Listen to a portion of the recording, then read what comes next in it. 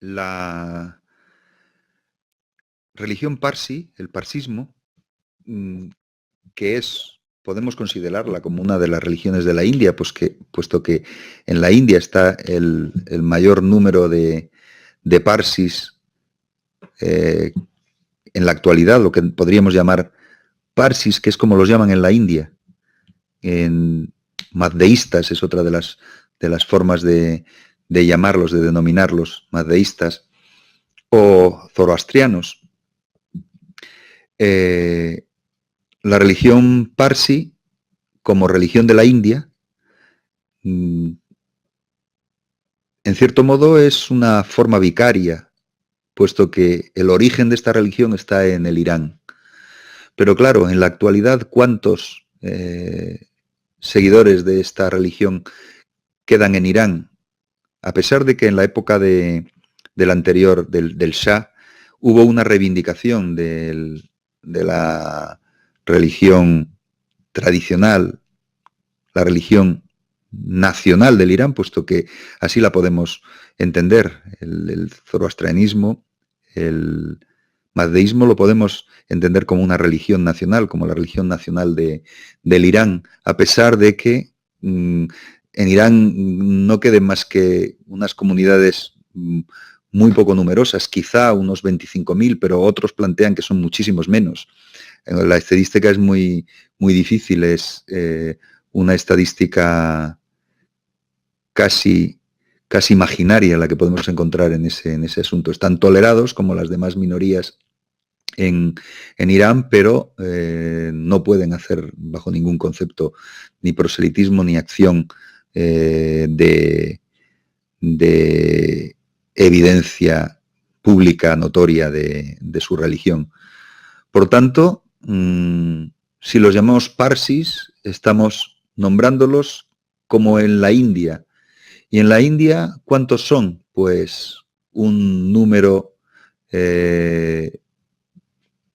probablemente cercano a los 70.000, quizá los 100.000, son muy numerosos, están muy concentrados en la zona de Mumbai,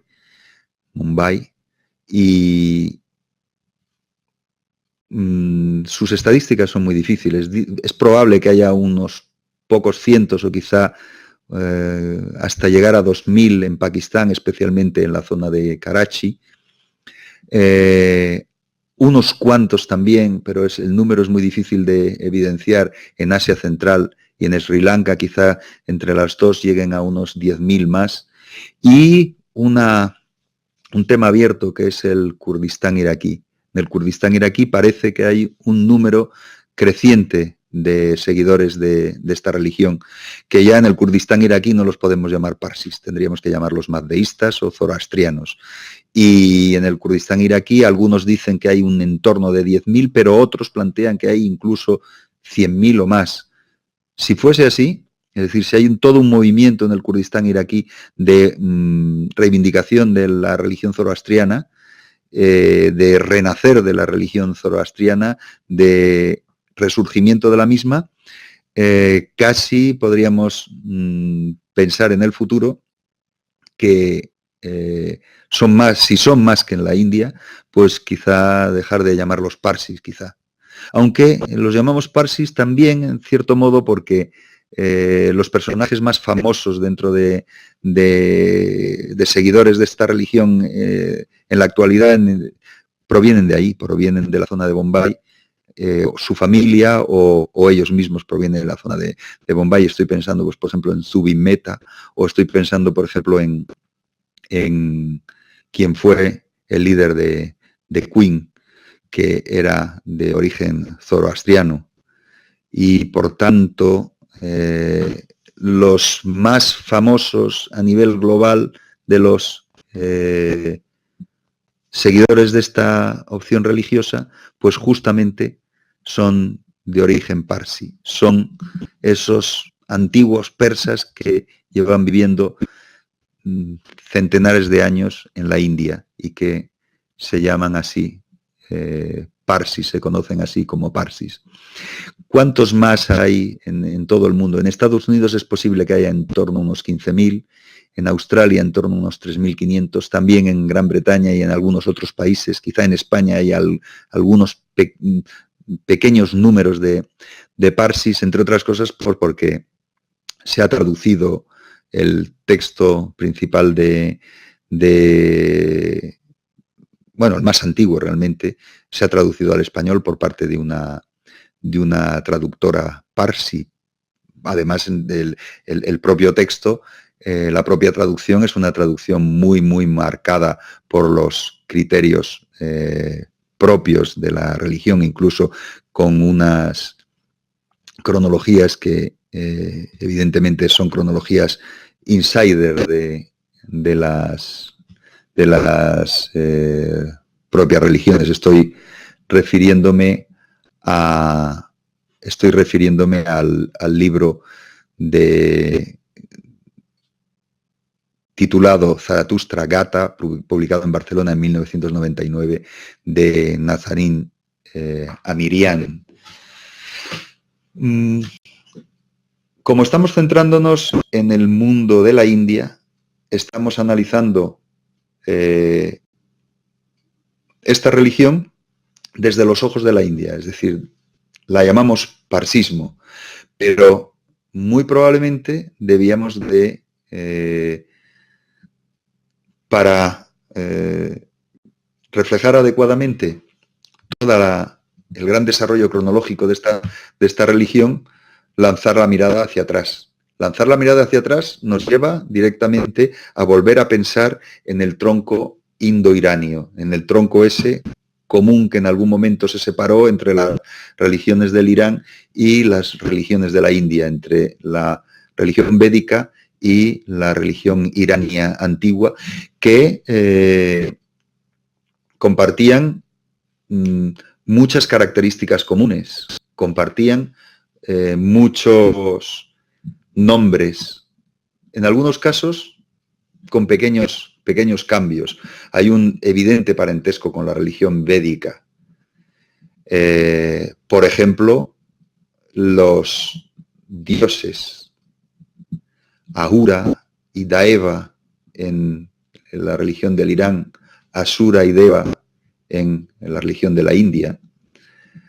Lo que en la India es Varuna, el dios Varuna, el dios de los lazos, el dios de la magia, es probablemente en la forma más antigua de la religión irania pre-zoroastriana, Ahura. Más claramente, el dios védico Mitra tiene su equivalencia en el dios iranio Mithra. Ahriamán es el mismo nombre. Vayu es el dios del viento, es el mismo nombre en védico, en sánscrito védico y en iranio. Agni es Atar en iranio. Los Nasatia, los gemelos Nasatias en Irán, Nanhaitia. Es decir, que hay evidentemente una comunidad de origen, pero claro, también una diversidad en la historia de todos estos dioses cuando se separan unos de otros. Pues, por ejemplo, lo encontramos en la desvalorización en el mundo iranio de los Daeva, cuando en la India los Daeva son los dioses y justamente los Asura son vistos como seres, incluso llamaríamos demoníacos o titánicos, pero unos dioses de segundas. Hay un enfrentamiento ahí entre un combate de dioses entre Asuras y Devas en la India, en el pensamiento védico, que termina con la victoria de los Devas sobre los Asura. En cambio, ¿qué es lo que ocurre en el caso iranio? Los Daeva en Irán se demonizan, se convierten en seres demoníacos. Y la preeminencia la encontramos ahora veremos, en la reforma zoroastriana, lo encontramos en Ahura Mazda, el que se convierte en la gran divinidad del mazdeísmo. Le da propio nombre al mazdeísmo, viene de Mazda, el nombre mazdeísmo.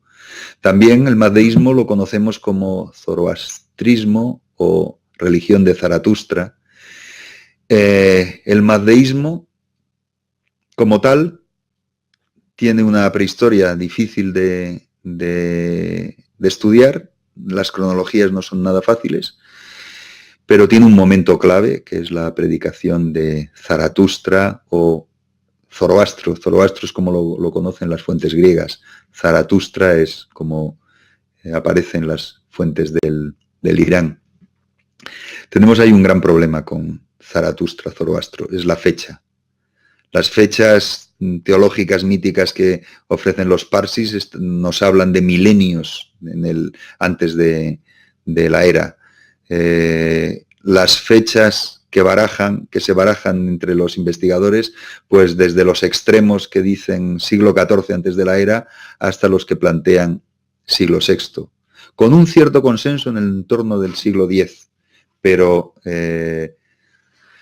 algunos estiman que quizá el siglo VI sea más defendible por un criterio que les planteo, no es un criterio que yo estime que tenga una gran fuerza, pero hemos de tenerlo en cuenta, que si la reforma de Zaratustra se fechase en el siglo VI, si la pudiésemos ubicar en esa cronología del siglo VI, estaría en la línea de otras reformas. Y estaría en la línea de lo que, por ejemplo, Karl Jaspers o Eisenstadt o tantos otros en esa línea han denominado edad axial o axial age. Ese momento clave de grandes reformas religiosas, de la aparición de grandes reformadores religiosos que barren desde la India hasta China. Buda, Mahavira, es decir, el fundador del budismo, el fundador del jainismo,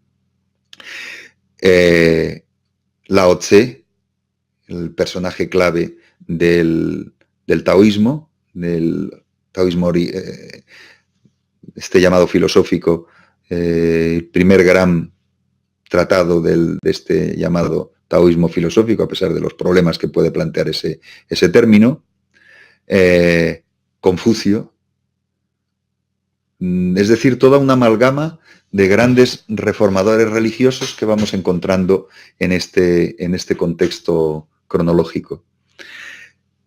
Si pudiésemos añadirle en ese contexto cronológico también la figura de Zaratustra, pues el concepto de axial age tomaría aún más fuerza. De todas formas, ya les digo que no es un concepto que me resulte especialmente operativo dentro de lo que a mí me interesa, pero entiendo que hay mucha gente que lo ha aplicado y que, a pesar de lo discutible que puede resultar, le ha resultado a ellos, les ha servido a ellos para pensar un antes y un después. Ese axial age marca el antes en las religiones y el después en las religiones. Y, por tanto, bueno, pues lo ven como un eje, justamente lo que quiere decir eso, edad eje, ¿no? Bien, ¿qué es la reforma de Zaratustra? Pues hay serios problemas para aceptar las bases de lo que debió de ser esa reforma, mejor dicho, aceptar, más bien conocer esas bases, entre otras cosas porque tenemos serios problemas de documentación. Muy probablemente esa reforma zoroastriana resulte una síntesis sacerdotal. ¿Por qué? Pues porque de la reforma zoroastriana surge una desvalorización de los Daeva, o sea, desvalorización de lo que la propia palabra Daeva, el propio término Daeva está conectado con Deus, está conectado con Deva, está conectado con Dios, la palabra de la que surge en todas estas lenguas lo que nosotros entendemos por Dios. Pero curiosamente en el mazdeísmo los Daeva son seres demoníacos.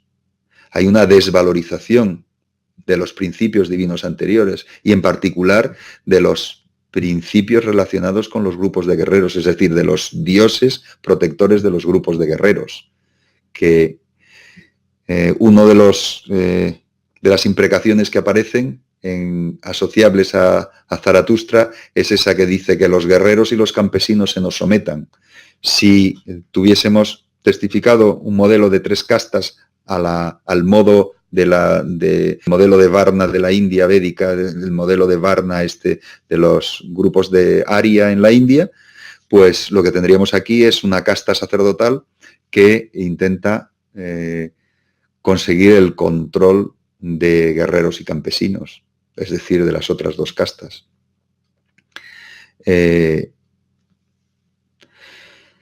Otra cosa que caracteriza el pensamiento que asociamos a Zoroastro, a Zaratustra, y que nos sirve para pensar en general en toda la historia de las religiones.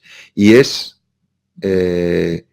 la propuesta dualista. La propuesta dualista, que es un desarrollo de esto que estamos viendo, es un desarrollo de la desvalorización de los Daeva frente a la divinidad que encarna todo el bien, que es Ahura Mazda. Un dualismo que otorga toda la gloria a Ahura Mazda. El ser humano puede elegir, pero solamente se salva si elige la vía de Ahura Mazda. Y solamente se salva si elige la vía del intérprete, que es Zaratustra. En la idea general de la historia de las religiones también encontramos propuestas que se estiman que surgen de este contexto del mazdeísmo, como es la idea del juicio final y la resurrección de la carne.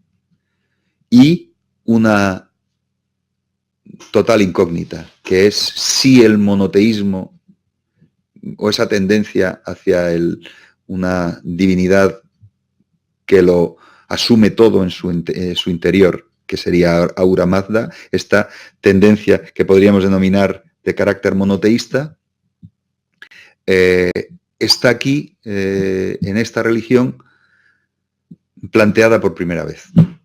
Para decirlo así, tendríamos que seguir, pues, por ejemplo, las acepciones, los planteamientos cronológicos que lo llevan más atrás, o, por ejemplo, los planteamientos cronológicos parsis, que dicen que Zaratustra es de milenios antes de la era, varios milenios antes de la era, lo cual no funciona con las cronologías que nosotros tenemos en la cabeza, pero que desde el punto de vista de la opción teológica parsi tiene mucho sentido, porque lo que plantean es que Zaratustra sería el primer gran reformador monoteísta, sería el primer gran monoteísta, sería el que daría al monoteísmo su verdadera razón de ser en la historia de las religiones.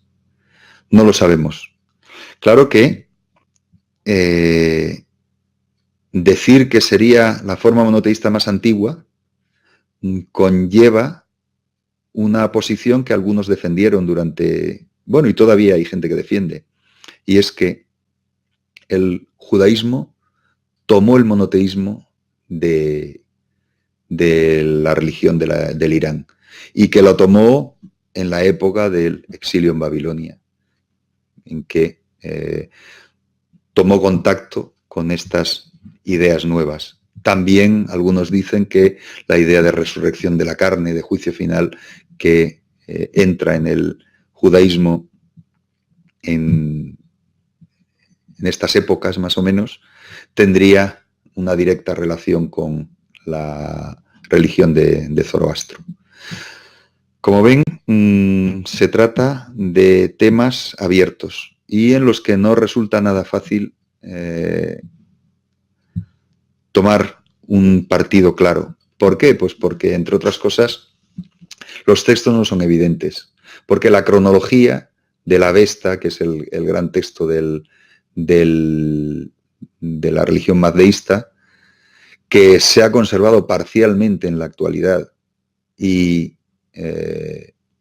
que no se pasó a una versión redactada más que en una época que no nos sirve, por ser demasiado reciente, no nos sirve para construir una comparación suficiente con otros textos en los cuales algo como la resurrección de la carne aparece en el pensamiento judío, pero no nos funciona, hasta el punto de que ha habido propuestas que plantean que los mazdeístas lo tomaron de los judíos y no al revés, lo cual es muy, muy chocante y muy curioso.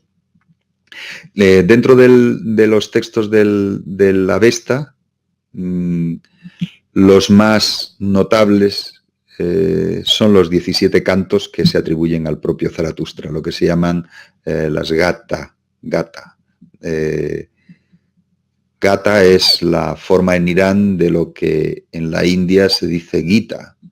Bhagavad Gita, el canto del bienaventurado, que es un elemento fundamental en muchas de las formas de entender el hinduismo actual, que se ven reflejados en la Bhagavad Gita, ¿no? Se ven reflejados en ese texto, que es una de las partes del Mahabharata, de la gran epopeya de la India. Pues Gata son esto que los cantos, ¿no? Cantos relacionados con el propio Zaratustra, de los cuales tenemos una traducción que antes citaba de Amirián al español. ¿Qué se plantea en la teología zoroastriana? Pues la teología zoroastriana es una teología hasta un cierto punto. Lo que pasa es que no sabemos si es completa y plenamente dualista, pero hasta un cierto punto dualista. ¿Qué es lo que plantea? Pues que está, por una parte, Ahura Mazda, el Señor sabio, el Dios creador que produce por emanación suya toda una serie de elementos. Los Spentamai, por una parte está el Espíritu Santo, que sería Spentamainyu, que es la concreción de la verdad, Asha. Pero por otra parte estaría Angramanyu, el espíritu destructor, que sería la concreción de la mentira, Drug. Y por tanto, detrás hay un combate cósmico que se refleja en el ser humano a lo largo de toda su existencia y en las elecciones que el ser humano hace a lo largo de su vida. Pero lo que se plantea es que Ahura Mazda no está salpicado del mal, Ahura Mazda no está salpicado de la mentira, se representaría al bien sin matiz de mal. A su vez, de Ahura Mazda surge toda una serie de seres que son los Amesha Spenta, los santos inmortales. Son la justicia perfecta, Asavaishta, el buen pensamiento, Bohumana, la santa devoción, Armaiti, el imperio deseable, Shastra Vairia, imperio deseable. Son la casta guerrera. ¿Qué habría detrás? Pues muy probablemente, quizá, ese imperio deseable, que es el imperio de Ahura Mazda, frente a un imperio indeseable, que sería el imperio de los guerreros. Más en el grupo del bien que estarían, pues la integridad o la salud, Aurvatat, o la inmortalidad, la no muerte, Ameretat, que como vemos, detrás de muchas de estas palabras nos suenan palabras que nosotros utilizamos, Meretat, Ameretat, A, con una A negativa, Meretat, detrás está el término que para nosotros es el que construye la palabra mors, la palabra muerte, ¿no? Ameretat, inmortalidad, no muerte. En el grupo del mal, ¿quiénes están? Pues los Daeva. Los Daeva junto con Angra Mainyu. Todos esos dioses antiguos demonizados, ¿no? Y seres de carácter maléfico como Apaosha, que es el que abrasa, que es el que destruye por medio del fuego. Asi, que es la codicia. Aeshma, que es el furor.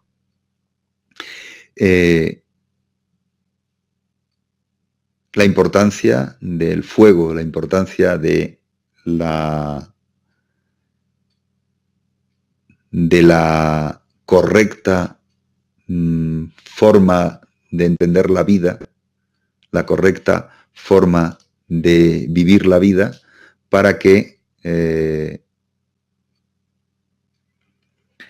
no se caiga, el ser humano no caiga en las garras, en las manos del mal, en las manos de la destrucción. ¿Qué tenemos en el parsismo actual que sea característico? Pues tenemos por una parte los templos del fuego. La importancia del fuego determina que cuando hay una comunidad importante de zoroastrianos se construye un templo en el cual el fuego se mantiene permanentemente. Cuando hay una comunidad importante se construyen los templos del fuego.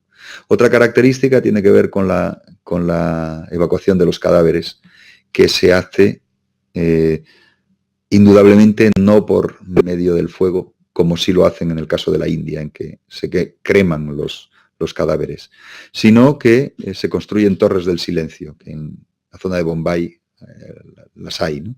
Torres del silencio donde se abandonan los cadáveres para que sean digeridos, comidas los cadáveres por los buitres.